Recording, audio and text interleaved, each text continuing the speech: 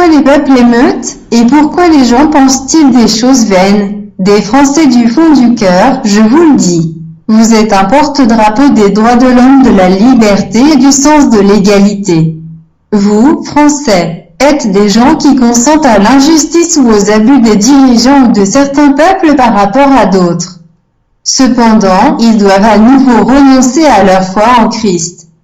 Comme le dit la chanson des chansons, « Tu drapeau sur moi, c'était de l'amour ». Vous devez revenir à la foi que vos ancêtres ont reçue et pour lesquelles ils étaient prêts à tout donner.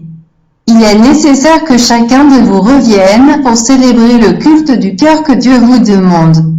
Quand il dit « Donne-moi mon fils, donne-moi mon cœur à ta fille et cherche mes voies », vous avez de nouveau besoin de cette volonté primitive des croyants en Christ. Ils ont persévéré à l'unanimité dans la prière, la fraction du pain, les prières et les faveurs du peuple. Ne pas brûler et détruire votre nation. En France, depuis des temps très reculés, un reste fidèle de la véritable Église du Christ s'est toujours manifesté et aujourd'hui, vous êtes appelés à cela. À faire partie de ce dernier groupe d'élus par Dieu en Christ. Pour ce que le Seigneur connaissait auparavant, je vous appelle aussi. Et ce que vous appelez doivent justifier complètement afin de vous sanctifier et de vous amener à la gloire. Français, vous avez été appelés à renouveler et à régénérer en Christ.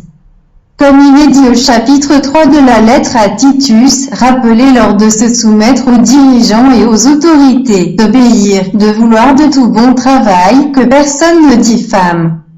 Ne soyez pas querelleurs, mais gentils, en montrant toute la douceur à tous les hommes. Car nous aussi, nous étions autrefois stupides, rebelles, perdus, esclaves de divers désirs et plaisirs. Vivant dans la malice et l'envie, haineux et haïssant les uns les autres.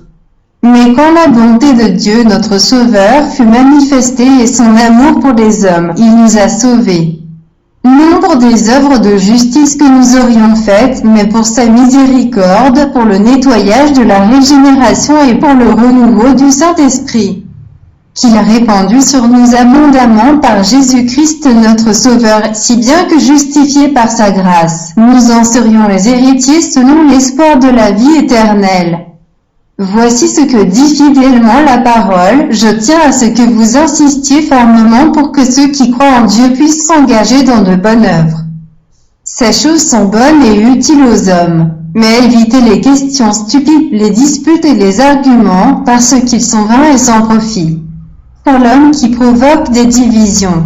Après un et un autre avertissement, jetez-le, sachant qu'il a perverti et pêche et qu'il est condamné par son propre jugement. Le Seigneur les invite à quitter la vaine mutinerie en France qui ne laisse que destruction et mort et les invite à embrasser la doctrine de la foi, de l'amour et de la pureté du Christ qui le fait. Et la vérité produit de véritables transformations dans la société avec la résistance pacifique prêchée pour le Christ. Alors, sortez de la déchristianisation, du mécontentement et de la tiédeur dans laquelle vous êtes tombés et accrochez-vous de nouveau à la foi en Christ. C'est la véritable source d'espoir et d'inspiration pour sortir de toute crise.